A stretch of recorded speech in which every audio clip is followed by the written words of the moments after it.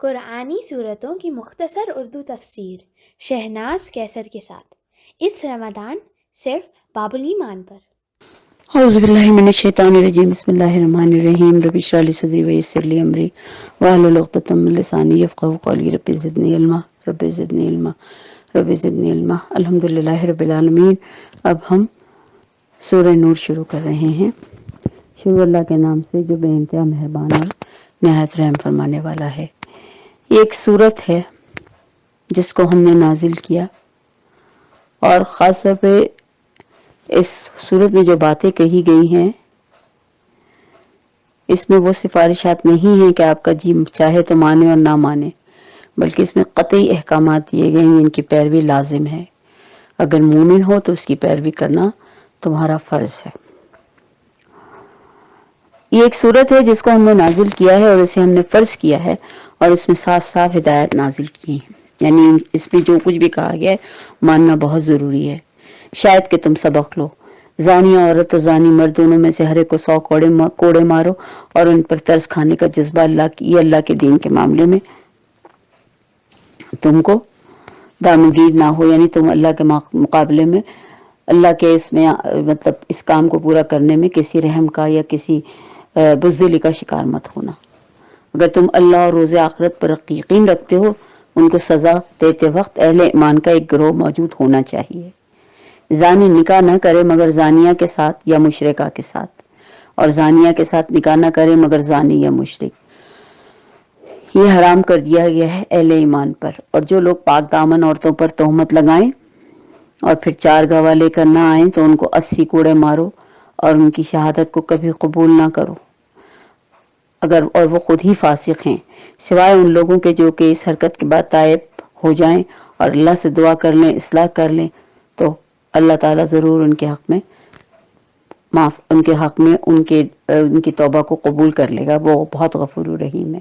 اور جو لوگ اپنی بیویوں پر الزام لگائیں، ان کے پاس خود ان کے اپنے سوا کوئی دوسرے گواہ نہ ہو، تو ان میں سے ہر ایک شخص کی شہادت یہ ہے کہ وہ 4 مرتبہ اللہ کی قسم کھا کر گواہی دے کہ وہ اپنے الزام میں سچا ہے، اور 5ویں بار کہے کہ اس پر اللہ کی لعنت ہو اگر وہ اپنے الزام میں جھوٹا ہو۔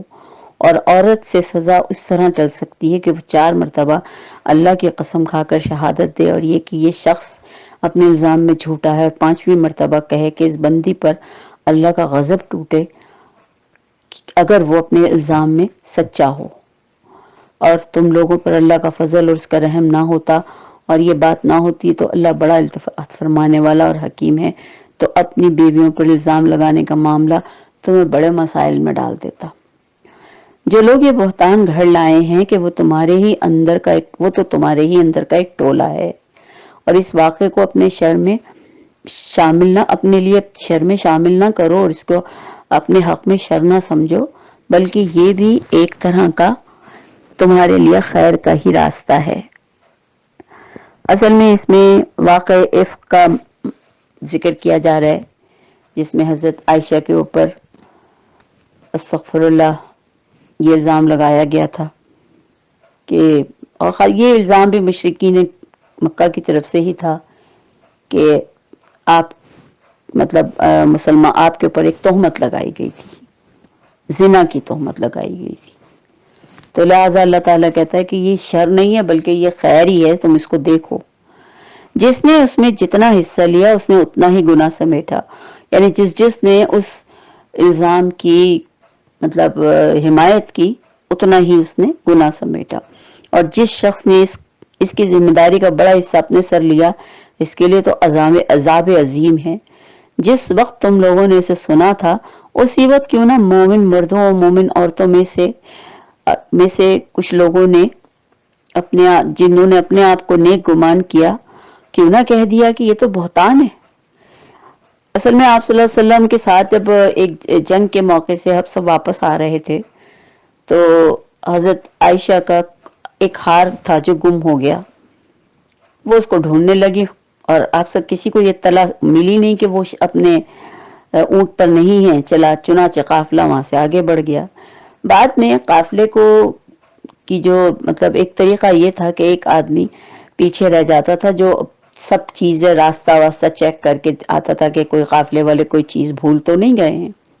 तो उन्होंने देखा, वो सहाबी बहुत जय्यद सहाबी थे वो भी, उन्होंने देखा कि हजरत आयशा दुपट्टा मुंह पे डाले सो रही हैं। पहले तो वो हैरान हुए, लेकिन फिर समझ गए और उन्होंने कहा कि उठ के और दूसरी तरफ मुंह करके खड़े हो गए कि आप ऊंट पे बैठ जाइए।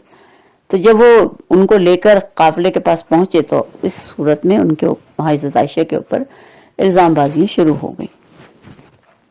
तो अल्लाह ताला यही कहता है कि सबसे पहले तो जब आपने वो बात गलत सुनी थी उसी वक्त एहतजाज करना चाहिए था कि नहीं ये झूठ है, ये तो बहतान है। और वो लोग अपने इल्जाम के सबूत में 4 गवाह क्यों ना लाए जिन्होंने ये इल्जाम लगाया।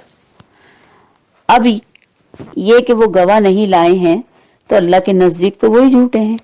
और अगर तुम लोगों पर दुनिया में और आखिरत में अल्लाह का फजल और रहम करम ना होता तो जिन जिन बातों में तुम पड़ गए थे इनकी पादाश में अल्लाह तुम्हें बहुत बड़े अज़ाब में डुबो देता। गौर करो इस वक्त तुम कैसी गलती कर रहे थे जबकि तुम्हारी जुबान से एक दूसरी जुबान उस झूठ को लेती चली जा रही थी और अब तब अपने मुंह से वो कुछ कहे जा रहे थे जिसके मुतालिक तुम्हें कोई इल्म भी ना था। तुम उसे एक मामूली बात समझ रहे थे, हालांकि अल्लाह के नजदीक ये बहुत बड़ी बात थी। एक तो हजरत आयशा के ऊपर इल्जाम लगाया जा रहा था और दूसरा ये कि ये एक औरत की इज्जत पर जो इतना बड़ा इल्जाम लगाया जा रहा था उसकी बजाय इसके कि उसकी सही बात तलाश की जाती, लोग बातों पे बातें बनाए जा रहे थे। और यही कुछ होता है, हम लोग एक इंसानों की एक बड़ी मजबूरी है कि हम लोग किसी बात की तह तक नहीं पहुंचते और उस बात के ऊपर और मिर्च मसाले लगा के वो छोटी सी बात कहीं की कहीं पहुंचा दी जाती है। अल्लाह के नजदीक ये बहुत बड़ी बात थी, क्यों ना उसे सुनते ही तुमने कह दिया कि हमें ऐसी बात निकालना मुंह से ज़ेबा नहीं देता, क्योंकि हजरत आयशा अज़वाज मुताहरात में से थी, आप सल्लल्लाहु अलैहि वसल्लम के अज़वाज में से थी। सुभान अल्लाह, ये तो एक बहतान अजीम है। अल्लाह तुमको नसीहत करता है कि आइंदा कभी ऐसी हरकत ना करना अगर तुम मोमिन हो। अल्लाह तुम्हें साफ साफ हिदायत दे रहा है और वो अलीम और हकीम है। ये लोग चाहते हैं कि ईमान लाने वालों को इसके गुरोह में और ईमान लाने वालों के मतलब जो ग्रोह हैं या उनके जो भी मानने वाले हैं उनमें फहश फैले और वो दुनिया और आखिरत में दर्दनाक सजा के मुस्तहिक हों। अल्लाह जानता है और तुम नहीं जानते। अगर अल्लाह का फजल उसका करम ना होता तुम पर, ये बात ना होती कि अल्लाह बड़ा शफीक है, तो ये जितनी बेहुदा बातें ये उड़ाते तो ये सब तुम्हारा हिस्सा बनती चली जाती। तो ये चीजें जो तो भी तुम्हारे अंदर फैलाई गई थी यही तुम्हें बदतरीन नताइज दिखा देती। ऐ लोगों जो ईमान लाए हो, शैतान के नक्शे कदम पर ना चलो। इसकी पैरवी जो कोई करेगा वो उसे फहाशी और बदी का ही हुक्म देगा। अल्लाह का फजल और रहम और करम तुम पर ना होता तो तुम में से कोई शख्स पाक ना हो सकता था, मगर अल्लाह ही जिसे चाहता है पाक कर देता है और अल्लाह सुनने वाला और जानने वाला है। तुम में से जो लोग साहिब फजल हैं, साहिब इख्तदार हैं और इस बात की कसम ना खा बैठें कि अपने रिश्तेदार मिस्कीन और महाजिर फी सबीलिल्लाह की मदद ना करेंगे, उन्हें माफ कर देना चाहिए और दरगुजर करना चाहिए। हुआ ये था कि एक ऐसे साहबी जो जरा माशी तौर पर कमजोर थे, हजरत अबू बकर सिद्दीक रजी अल्लाह ताला अन्हु उनकी किफालत करते थे, माशी तौर पर उनको कुछ मदद किया करते थे महीने की बुनियाद पर। और जाहिर है जब हजरत आयशा के सिलसिले में ये बात हुई तो सबसे ज्यादा यही साहब आगे आगे थे उन पर इल्जाम तराशियों में। तो उन्होंने, जैसे जाहिर है बाप थे वो, उससे में आकर ये सोचा कि अब मैं इनका महाना बंद कर दूंगा। तो उस पर अल्लाह ताला कह रहा है कि तुम्हें उनको माफ कर देना चाहिए।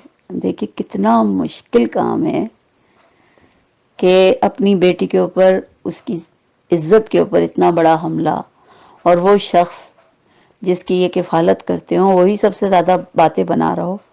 अल्लाह का हुक्म है कि उसको माफ कर दो। सुभान अल्लाह, हमारे दीन की वसअत का अंदाजा करें हम। उसको माफ कर देना चाहिए और दरगुजर करना चाहिए। क्या तुम नहीं चाहते कि अल्लाह तुम्हें माफ कर दे? अल्लाह की सिफत यह है कि वह बहुत गफूर रहीम है। جو لوگ پاک دامن بے خبر مومن عورتوں پر تہمتیں لگاتے ہیں، ان پر دنیا اور آخرت دونوں میں لعنت کی گئی ہے اور ان کے لیے بہت بڑا عذاب ہے۔ وہ اس دن کو بھول نہ جائیں کہ جب ان کی اپنی زبانیں اور ان کے اپنے ہاتھ پاؤں ان کے کرتوتوں کی گواہی دیں گے۔ اس دن اللہ وہ بدلہ انہیں بھرپور دے دے گا جس کے وہ مستحق ہیں، اور انہیں معلوم ہو جائے گا کہ اللہ ہی سچ کو سچ کر دکھانے والا ہے۔ اللہ سے بڑھ کر کون ہے جو اس بات کی گواہی دے سکے گا؟ خبیث عورتیں خبیث مردوں کے لیے ہیں اور خبیث مردوں کے لیے خبیث عورتیں، اور خبیث مرد خبیث عورتوں کے لیے ہیں، یعنی خبیث عورتیں خبیث مردوں کے لیے اور خبیث مرد خبیث عورتوں کے لیے، یعنی بد کردار مرد بد کردار عورتوں کے لیے اور بد کردار عورتیں بد کردار مردوں کے لیے ہیں۔ پاکیزہ عورتیں پاکیزہ مردوں کے لیے اور پاکیزہ مرد پاکیزہ عورتوں کے لیے ہیں۔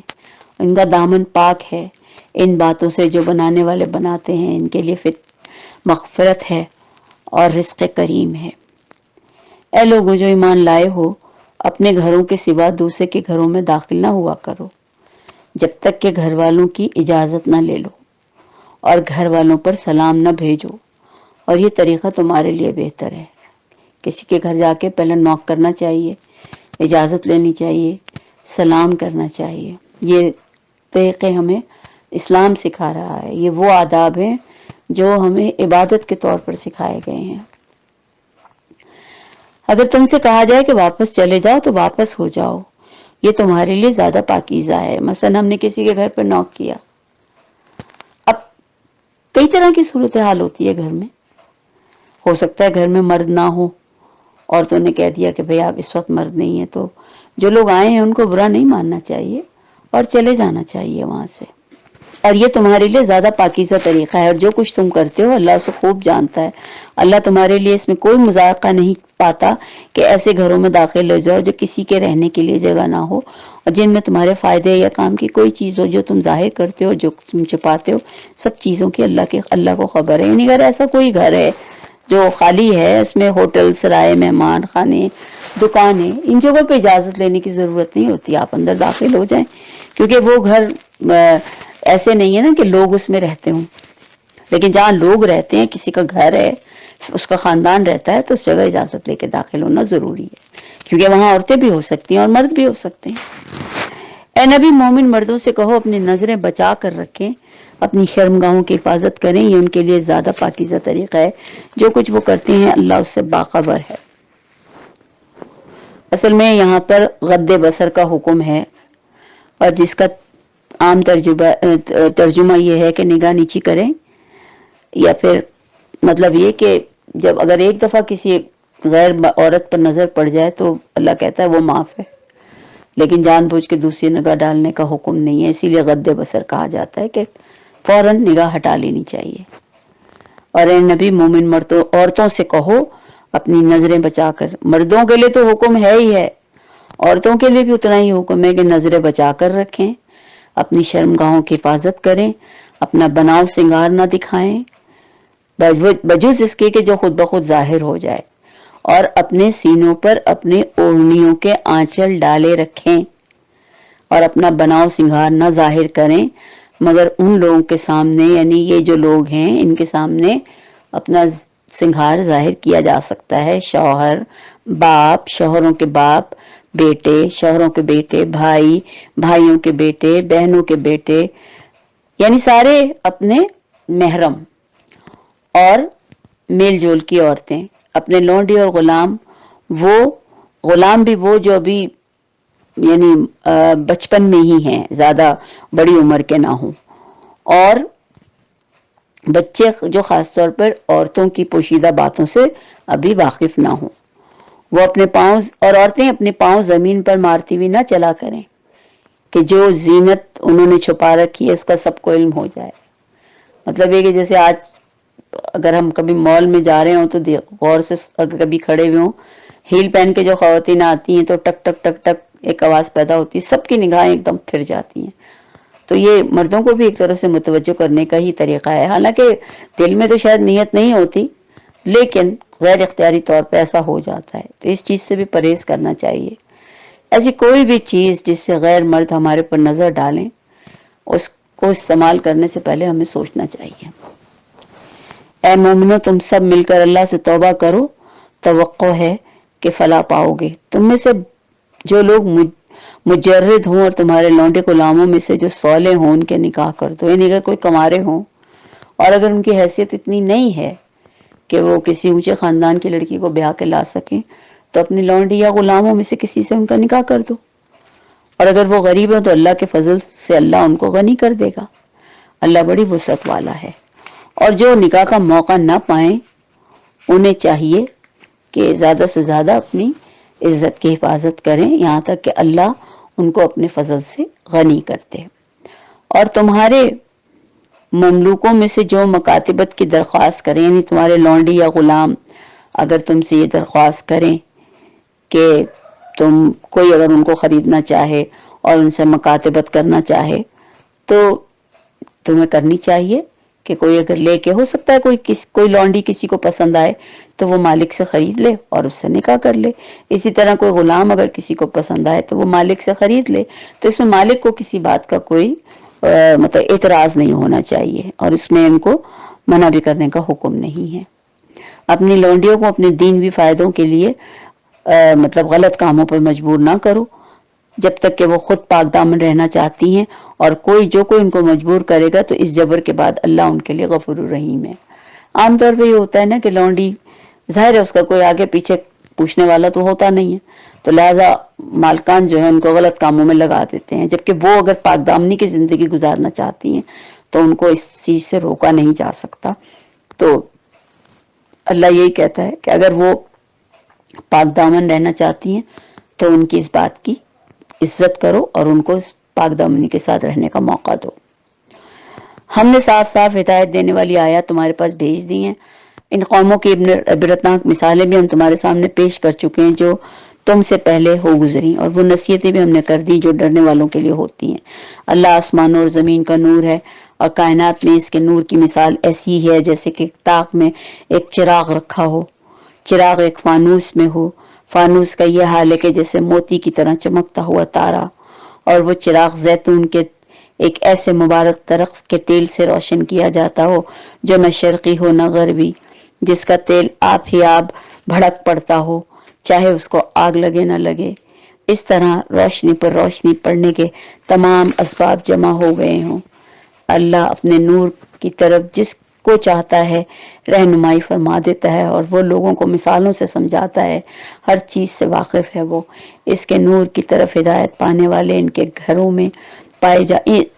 میں پائے جاتے ہیں جنہیں بلند کرنے اور جن میں اپنا نام کی یاد کا اللہ نے اذن دیا ہے، ان میں یہ ایسے لوگ صبح شام اس کی تسبیح کرتے ہیں جنہیں تجارت اور خرید و فروخت اللہ کی یاد سے اور اقامت نماز سے اور ادائے زکوٰۃ سے غافل نہیں کرتی۔ وہ اس دن سے ڈرتے رہتے ہیں جس میں دل الٹنے اور دیدے پتھرا جانے کی نوبت آئے گی، یا وہی سب کچھ اس لیے کرتے ہیں کہ اللہ ان کے بہترین اعمال کی جزا ان کو دے اور مزید اپنے فضل سے نوازے۔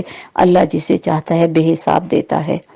یعنی اللہ تعالیٰ کو ماننے والے، اللہ کی ہر وقت حمد و ثنا میں مصروف رہنے والے، تسبیح کرنے والے، ذکر کرنے والے زیادہ تر مساجدوں میں ہوتے ہیں، اللہ کے گھروں میں ان کا ٹھکانہ ہوتا ہے، اور یہ ظاہر ہے یہ سب کام اسی لیے ہوتے ہیں کہ اللہ کی رضا کسی طرح سے حاصل ہو جائے اور ہم اس دن عذاب سے بچ جائیں۔ اللہ جسے چاہتا ہے بے حساب دیتا ہے، اس کے برعکس جنہوں نے کفر کیا ان کے اعمال کی مثال ایسی ہے جیسے بے آب و گیا ریگستان میں پانی ایک سراب کی شکل میں سے نظر آتا ہے کہ پیاسا اس کو پانی سمجھتا ہے، مگر جب وہ وہاں پہنچتا ہے تو وہاں کچھ نہیں پاتا، کیونکہ وہ تو ایک سراب ہی تھا نا، بلکہ وہاں اس نے اللہ کو موجود پایا جس نے اس کا پورا حساب چکا دیا، اور اللہ کو حساب لیتے دیر نہیں لگتی۔ یعنی ایک سراب کے پیچھے بندہ دوڑ رہا ہے، اور جب وہ اس کے قریب پہنچتا ہے تو پتہ چلتا ہے کہ زندگی ختم ہو گئی، وہ سراب بھی ختم ہو گیا اور وہ اللہ کے سامنے کھڑا ہوا ہے۔ اللہ پھر اس وقت پورا حساب کر دے گا، اور اللہ کو حساب لیتے دیر تو نہیں لگے گی نا۔ یا پھر اس کی مثال ایسی ہے جیسے ایک گہرے سمندر میں اندھیرا کے اوپر ایک موج چھائی ہوئی ہے، اس پر ایک اور موج، اور اس کے اوپر بادل تاریکی پر تاریکی مسلط ہے.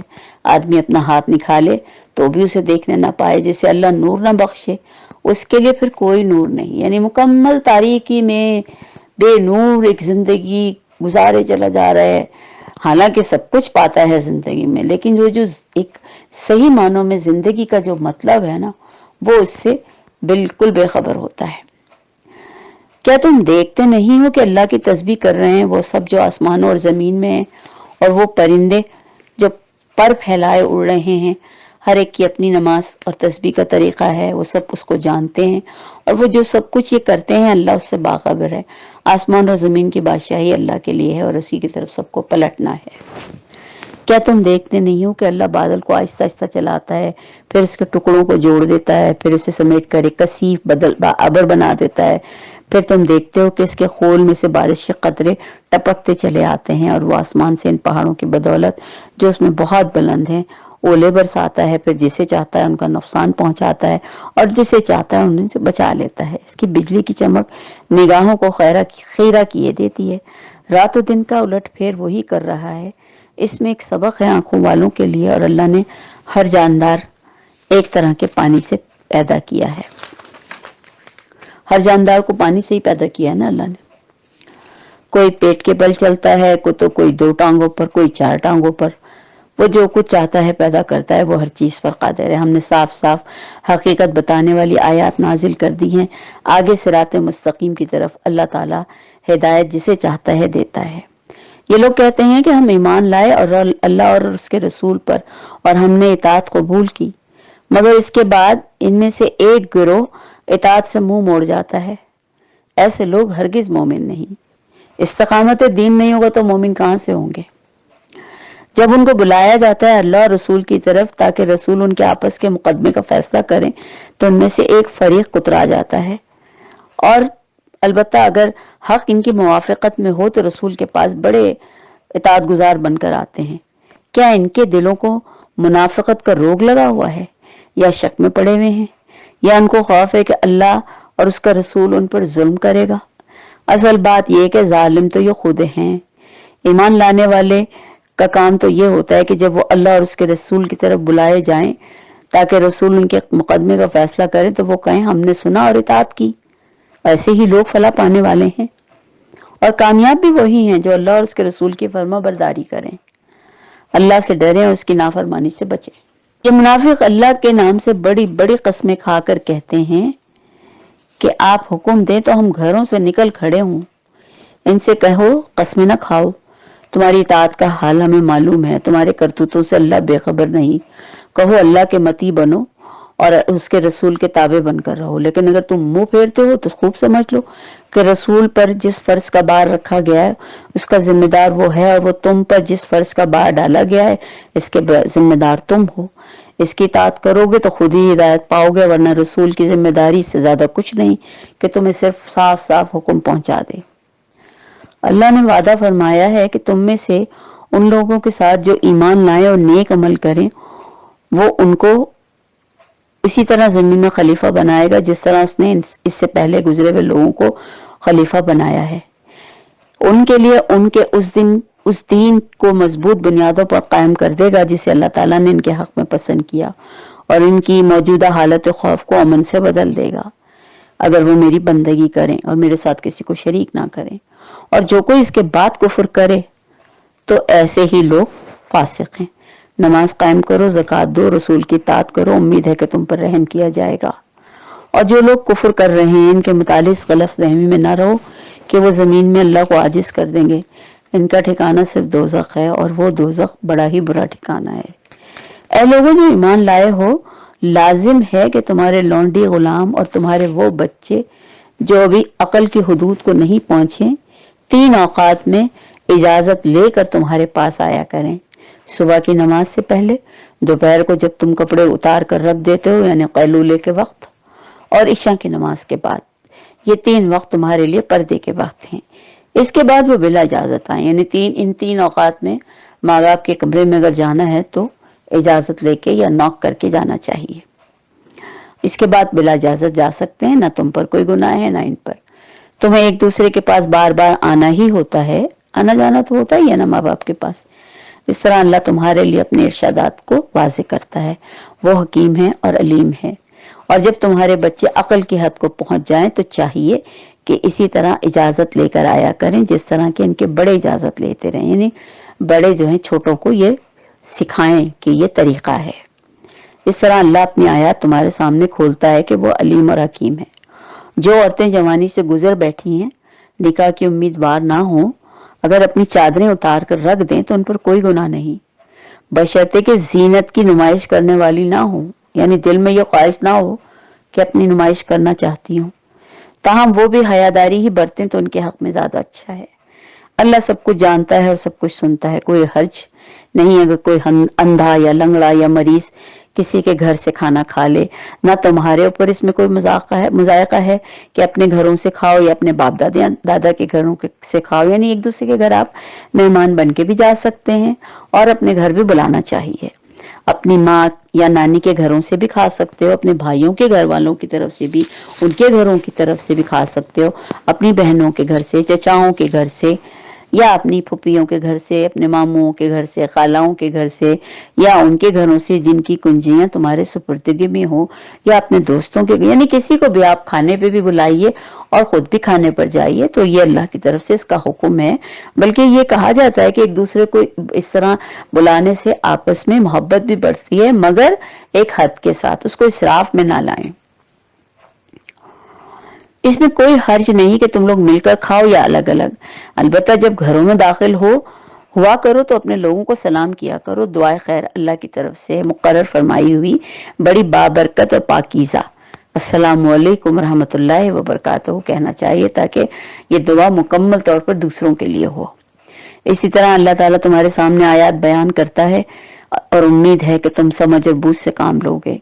मोमिन तो असल में वही हैं जो अल्लाह और उसके रसूल को दिल से माने, और जब किसी इज्तिमाई काम के मौके पर रसूल के साथ हों तो इससे इजाजत लिए बगैर ना जाएं। यानी कभी अगर जंग पे, जहाद पे कहीं जाएं तो रसूलुल्लाह सल्लल्लाहु अलैहि वसल्लम से इजाजत लेना फर्ज थी।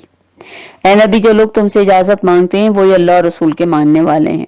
बस वो जब अपने किसी काम की इजाजत मांगे तो जिसे तुम चाहो इजाजत दे दिया करो, या ऐसे लोगों के हक में दुआ किया करो, दुआ मगफिरत किया करो।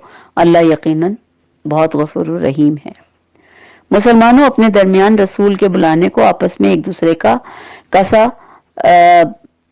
बुलाना न समझो। यानी जैसे आप सल्लल्लाहु अलैहि वसल्लम का जो एक मर्तबा है, एक जो इज्जत है, उसके लिए अल्लाह ताला कह रहा है अपने दोस्तों के नहीं लिए जैसे आवाज दे के कहा भाई इधर आ जाओ, या उनका नाम लेके बुला लिया, इस तरह हुक्म नहीं है। अल्लाह उन लोगों को खूब जानता है जो तुम में ऐसे हैं कि एक दूसरे की आड़ लेते हुए चुपके से सटक जाते हैं। यानी एक दूसरे का, जैसे कई दफा ऐसा होता है कि कोई मजमा है, कहीं आप गए हैं, अब आपका दिल जो थोड़ी देर के बाद बेजार हो जाता है, तो एक आदमी अगर निकलता है तो आप चुपके से उसके सहारे से आप भी निकल जाते हैं। तो अल्लाह ताला को ये पसंद नहीं है। आपने अगर निकलना है तो आराम से निकल जाइए। रसूल के हुक्म के खिलाफ वर्जी करने वालों को डरना चाहिए कि वो किसी फितने में ना पड़ जाएं या उन पर दर्दनाक अजाब ना आ जाए। खबरदार रहो कि जमीन और आसमान में जो कुछ भी है वो अल्लाह का है, और जिस रविश पर भी तुम हो अल्लाह उसको बहुत अच्छी तरह जानता है। जिस रोज लोग उसकी तरफ पलटाए जाएंगे वो उन्हें बता देगा कि वो क्या कुछ करके आए हैं। वो हर चीज का इल्म रखता है, उसके पास से कोई चीज ऐसी नहीं है जो हम उससे छुपा सकें। लिहाजा हमें इस बात का तो बिल्कुल इत्मीनान होना चाहिए कि हम ये जो सोचते हैं ना कि हम कर लेंगे तो किसी को शायद पता नहीं चलेगा, ऐसा नहीं है। पता तो बहरहाल सबसे पहले अल्लाह को ही चल जाएगा, हमारा तो किसी इंसान का तो बात का ही मामला है। सूरह फुरकान शुरू कर रहे हैं, मक्की सूरत है। बिस्मिल्लाहिर्रहमानिर्रहीम। निहायत मुतबर्रिक हो जिसने ये फुरकान अपने बंदे पर नाजिल किया ताकि सारे जान वालों को खबरदार कर दे।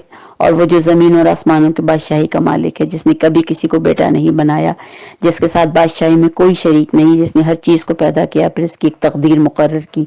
लोगों ने उसे छोड़कर ऐसे ऐसे माबूद बना लिए जो किसी चीज को पैदा नहीं करते बल्कि खुद पैदा किए जाते हैं, जो खुद अपने लिए किसी नफे नुकसान का इख्तियार नहीं रखते, ना मार सकते हैं, ना जिला सकते हैं, ना मरे हुए को फिर उठा सकते हैं, मगर फिर भी لوگوں نے ان کو خدا بنا لیا ہے، جن لوگوں نے نبی کی بات ماننے سے انکار کر دیا، وہ کہتے ہیں کہ یہ فرقان ایک من گھڑت چیز ہے۔ فرقان دراصل قرآن کو کہا جاتا ہے اور اس کا مطلب یہی ہوتا ہے کہ فرق کرنے والی۔ یہ فرقان ایک من گھڑت چیز ہے جسے اس شخص نے آپ ہی آپ گھڑ لیا ہے، اور کچھ دوسرے لوگوں نے اس کام میں اس کی مدد کی ہے۔ کچھ لوگوں کا خیال تھا یہ اس وقت۔ یہ بڑا ظلم اور سخت جھوٹ ہے جس پر یہ لوگ اتر آئے ہیں۔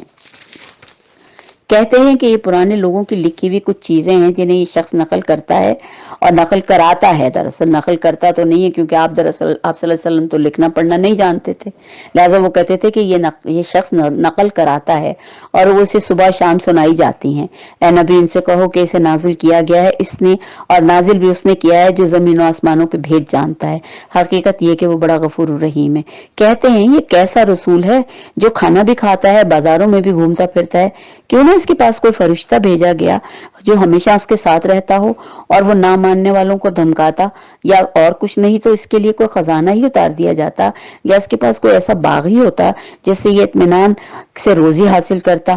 یہ ظالم کہتے ہیں کہ تم لوگ تو ایک سحرزدہ آدمی کے پیچھے لگ گئے ہو۔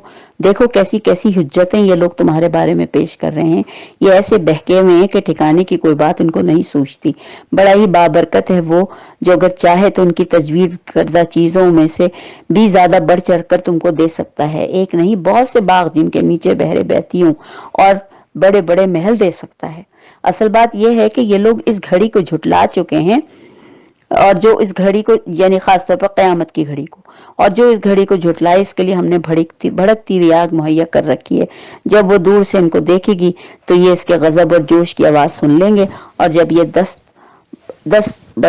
بستہ یعنی قطار در قطار ایک تنگ جگہ میں ٹھونسے جائیں گے تو اپنی موت کو پکارنے لگیں گے۔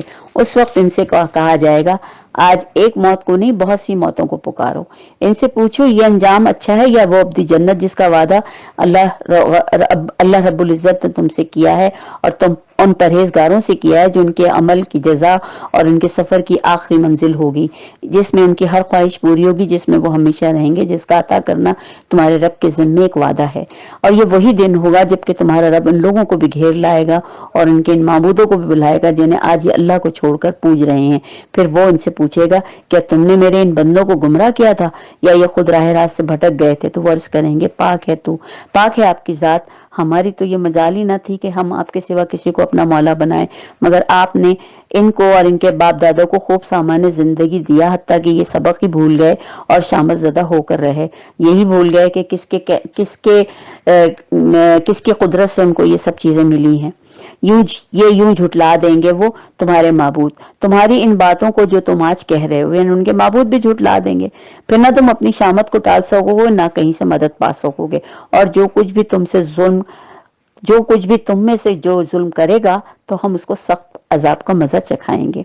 اے نبی، تم سے پہلے جو رسول بھی ہم نے بھیجے وہ سب بھی کھانا کھانے والے اور بازاروں میں چلنے پھرنے والے انسان ہی تھے، لوگ ہی تھے۔ دراصل ہم نے تم لوگوں کو ایک دوسرے کے لیے آزمائش کا ذریعہ بنا دیا ہے۔ کیا تم صبر کرتے ہو؟ اب تمہارا رب سب کچھ دیکھتا ہے۔ یعنی اللہ تعالیٰ نے رسول اور اہل ایمان کے لیے منکرین آزمائش، اور منکرین کے لیے رسول اور اہل ایمان دونوں ہی ایک دوسرے کے لیے آزمائش کر کے بنا دیے گئے ہیں۔ جو لوگ ہمارے حضور پیش ہونے کا اندیشہ نہیں رکھتے وہ کہتے ہیں کہ کیوں نہ فرشتے ہمارے پاس بھیجے جائیں یا ہم اپنے رب کو دیکھیں۔ بڑا ہی گھمنڈ لے بیٹھے ہیں اپنے نفس میں اور حد سے گزر گئے ہیں اپنی سرکشی میں۔ جس روز یہ فرشتوں کو دیکھیں گے وہ مجرموں کے لیے کیسی بشارت کا دن نہ ہوگا۔ چیخ کر کہیں گے کہ اللہ کی پناہ، جو کچھ بھی کیا ہے ان کا ہی کیا دھرا ہے، اسے لے کر ہم غبار کی طرح اڑا دیں گے۔ بس وہی لوگ جو جنت کے مستحق ہیں اس دن اچھی جگہ ٹھہریں گے اور دوپہر گزارنے کو عمدہ مقام پائیں گے۔ یعنی ان کے لیے صرف اتنا ہی وقت ہوگا کہ وہ صبح سے دوپہر تک ان کا سارا حساب کتاب بھی ہو جائے گا اور وہ دوپہر کے وہ جنت میں پہنچا دیے جائیں گے۔ آسمان کا چیرتا ہوا بادل ایک روز نمودار ہوگا اور فرشتوں کے پرے اتار دیے جائیں گے۔ اس روز حقیقی بادشاہ رحمان کی ہوگی اور وہی بادشاہت اصل ہوگی، اور وہ منکرین کے لیے بڑا ہی سخت دن ہوگا۔ ظالم اپنا ہاتھ چبائے گا اور کہے گا کہ کاش میں نے رسول اللہ صلی اللہ علیہ وسلم کا ساتھ دیا ہوتا، ہائے میری کم بختی، کاش میں نے فلاں دوست کو دوست نہ بنایا ہوتا جس کے بہکائے میں آ کر میں نے وہ نصیحت نہ مانی جو میرے پاس آئی تھی۔ شیطان انسان کے حق میں بڑا ہی بے وفا نکلا، اور رسول کہے گا کہ اے میرے رب، میری قوم کے لوگوں نے اس قرآن کو نشانہ تضحیک بنا لیا تھا، اے نبی ہم تو اسی طرح مجرموں کو ہم تو اسی طرح ہر نبی کے لیے مجرموں کو اس کا دشمن بنا دیتے ہیں، اور تمہارے لیے تمہارا رب ہی رہنمائی اور مدد کو کافی ہے۔ منکرین کہتے ہیں کہ اس شخص پر سارا قرآن ایک ہی وقت میں کیوں نہ اتار دیا گیا؟ ہاں، ایسا اس لیے کیا گیا کہ اس کو اچھی طرح تمہارے ذہن نشین کرتے رہیں، اور اسی غرض کے لیے ہم نے اس کو ایک خاص ترتیب کے ساتھ الگ الگ اجزاء کی شکل دی ہے۔ اس میں مصلحت یہ بھی ہے کہ جب کبھی وہ تمہارے سامنے آئے، کوئی نرالی بات یا عجب سوال لے کر آئے، اس کا جواب ہم بر وقت ہم تمہیں دے دیتے ہیں اور بہترین طریقے سے بات کو کھول دیتے ہیں۔ جو لوگ اوندھے منہ جہنم کی طرف دھکیلے جانے والے ہیں، ان کا موقف بہت ہی برا ہے اور ان کی راہ حد درجے غلط۔ ہم نے موسیٰ کو کتاب دی، اس کے بعد اس کے بھائی ہارون کو مددگار کے طور پر لگایا، ان سے کہا جاؤ اس قوم کی طرف جس نے ہماری آیات کو جھٹلا دیا ہے، آخر ان لوگوں کو ہم نے تباہ کر کے رکھ دیا۔ یہی حال قوم نوح کا ہوا، جب انہوں نے رسولوں کو ذلیل کیا تو ہم نے ان کو بھی غرق کر دیا اور دنیا بھر کے لوگوں کے لیے ایک نشان بنا دیا۔ ظالموں کے لیے ایک دردناک عذاب ہم نے مہیا کر رکھا ہے۔ اسی طرح عاد اور سمود اور اصحاب الرس اور بیچ کی صدیوں کے بہت سے لوگ تباہ کر دیے گئے۔ ان میں سے ہر ایک کو ہم نے پہلے تباہ ہونے والی قوموں کی مثالیں دے دے کر سمجھایا، اور آخرکار نہ ماننے پر ہر ایک کو غارت کر دیا۔ اس بستی پر تو ان کا گزر ہو چکا ہے جس پر بدترین بارش برسائی گئی تھی۔ کیا انہوں نے اس کا حال نہ دیکھا؟ مگر یہ موت کے بعد دوسری زندگی کی توقع ہی نہیں رکھتے۔ جب اللہ کے سامنا کرنے کو بھول جاتے ہیں نا تو یہ سب حرکتیں ہوتی ہیں۔ یہ لوگ جب تمہیں دیکھتے ہیں تو تمہارا مذاق بنا لیتے ہیں، کہتے ہیں کیا یہ شخص ہے جسے خدا نے رسول بنا کر بھیجا ہے؟ اس نے تو ہمیں گمراہ کر کے اپنے معبودوں سے برگشتہ ہی کر دیا ہوتا اگر ہم اپنی عقیدت میں جم نہ گئے ہوتے۔ اچھا وہ وقت دور نہیں جب عذاب دیکھ کر انہیں خود معلوم ہو جائے گا کہ کون گمراہی میں دور نکل گیا تھا۔ تم نے کبھی اس شخص کے حال پر غور کیا جس نے اپنے خواہش نفس کو اپنا خدا بنا لیا؟ کیا تم ایسے شخص کو راہ راست لانے پر وعدہ کر سکتے ہو یا اس کا ذمہ لے سکتے ہو؟ کیا تم سمجھتے ہو کہ ان میں اکثر لوگ سنتے اور سمجھتے ہیں تو جانوروں کی طرح، بلکہ ان سے بھی گئے گزرے۔ تم نے دیکھا نہیں کہ تمہارا رب کس طرح سایہ پھیلا دیتا ہے؟ اگر وہ چاہتا ہے تو اسے دائمی سایہ بنا دیتا ہے۔ ہم نے سورج کو اس پر دلیل بنایا، پھر جیسے جیسے سورج اٹھتا ہے ہم اس کے سائے کو رفتہ رفتہ اپنی طرف سمیٹتے جاتے ہیں۔ وہ اللہ ہی ہے جس نے رات کو تمہارے لیے لباس اور نیند کو سکون موت اور دن کو جی اٹھنے کا وقت بنایا، اور وہی ہے جو اپنی رحمت کے آگے ہواؤں کو بشارت بنا کر بھیجتا ہے، پھر آسمان سے پاک پانی نازل کرتا ہے تاکہ ایک مردہ علاقے کو اس کے ذریعے زندگی بخشے اور اپنی مخلوق میں سے بہت سے جانوروں اور انسانوں کو سیراب کرے۔ اس کرشمے کو ہم بار بار ان کے سامنے لاتے ہیں تاکہ وہ کچھ سبق لیں، مگر اکثر لوگ ناشکری میں حد سے آگے نکل جاتے ہیں، اور اس کرشمے کو ہم بار بار اس لیے بھی لاتے ہیں کہ لوگوں کو سمجھنے میں آسانی ہو، اور لیکن وہ کوئی دوسرا رویہ اختیار کرنے سے انکار کر دیتے ہیں۔ اگر ہم چاہتے تو ایک بستی میں ایک خبردار کرنے والا اٹھا کر کھڑا کر دیتے، بس اے نبی کافروں کی بات ہرگز نہ مانو، اس قرآن کو لے کر اس کے ساتھ زبردست جہاد کرو، اور وہی ہے جس نے دو سمندروں کو ملا رکھا ہے، ایک لذیذ شیریں اور دوسرا تلخ و شور، دونوں کے درمیان ایک پردہ حائل ہے، ایک رکاوٹ ہے جو انہیں گڑبڑ ہونے سے روکے ہوئے ہے، اور وہی ہے جس نے پانی سے ایک بشر پیدا کیا، پھر اس سے نسب اور سسرال کے دو الگ سلسلے چلائے۔ تیرا رب بڑا ہی قدرت والا ہے، اس خدا کو چھوڑ کر لوگ ان کو پوج رہے ہیں جو نہ ان کو نفع پہنچا سکتے ہیں نہ نقصان، اور پھر اس پر یہ کہ یہ کافر اپنے رب کے مقابلے میں ہر باقی کا مددگار بنا ہوا ہے۔ اے نبی، تم کو ہم نے بس ایک بشارت دینے والا خبردار بنانے والا بنا کر بھیجا ہے۔ ان سے کہہ دو کہ میں اس کام پر میں تم سے کوئی اجرت نہیں مانگتا، بس میری اجرت یہی ہے کہ جس کا جی چاہے وہ اپنے رب کا راستہ اختیار کر لے۔ اے نبی، اس خدا پر بھروسہ رکھو جو زندہ ہے اور کبھی مرنے والا نہیں، اس کی حمد کرو اس کی تسبیح کے ساتھ، اور اپنے بندوں کے گناہوں سے بس اسی کا باخبر ہونا کافی ہے۔ وہ جس نے 6 دنوں میں آسمان اور زمین کو اور ان ساری چیزوں کو بنا کر رکھ دیا جو آسمان اور زمین کے درمیان ہے. پھر آپ ہی وہ عرش پر جلوہ افروز ہوا. اور رحمان کی اس شان کو بس کسی جاننے والے سے پوچھو. ان لوگوں سے جب کہا جاتا ہے اس رحمان کو سجدہ کرو تو کہتے ہیں کہ رحمان کیا ہوتا ہے؟ کیا بس جسے تو نے کہہ دیا ہم اسی کو سجدہ کرتے پھریں؟ یہ دعوت ان کی نفرت میں الٹا اور اضافہ کر دیتی ہے. ظاہر ناپسند تھا اس لیے اور زیادہ نفرت کرتے ہیں. بڑا متبرک ہے وہ جس نے آسمان میں برج بنائے اور اس میں چراغ اور ایک چمکتا چاند روشن کیا. وہی ہے جس نے رات اور دن میں ایک دوسرے کو جانشین بنایا اور ہر ایک شخص کو اس سے سبق لینا چاہیے, اس کا شکر گزار ہونا چاہیے. رحمان کے اصل بندے وہ ہیں جو زمین پر نرم چال پر چلتے ہیں اور جاہل ان کے منہ میں آئے تو کہہ دیتے ہیں کہ تم کو سلام. جو اپنے رب کے حضور سجدے اور قیام میں راتیں گزارتے ہیں, جو دعائیں کرتے ہیں کہ اے ہمارے رب جہنم کے عذاب سے ہم کو بچا لے. اس کا عذاب تو جان کا لاگو ہے, وہ تو بڑا ہی برا مقام ہے. جو خرچ کرتے ہیں تو نہ فضول خرچی کرتے ہیں نہ بخل, بلکہ ان کا خرچ دونوں انتہاؤں کے درمیان اعتدال پر رہتا ہے. جو اللہ کے سوا کسی کو معبود نہیں بناتے, اللہ کے حرام کی بھی کسی چیز کو ناحق حلال نہیں کرتے اور نہ زنا کے مرتکب ہوتے ہیں. یہ کام جو کرے وہ اپنے گناہ کا بدلہ پائے گا.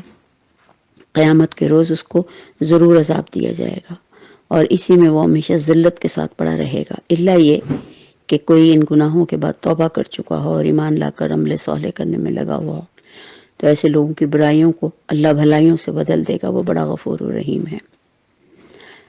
جو شخص توبہ کر کے نیک عمل اختیار کرتا ہے تو وہ اللہ کی طرف پلٹ آتا ہے جیسا کہ پلٹنے کا حق ہے.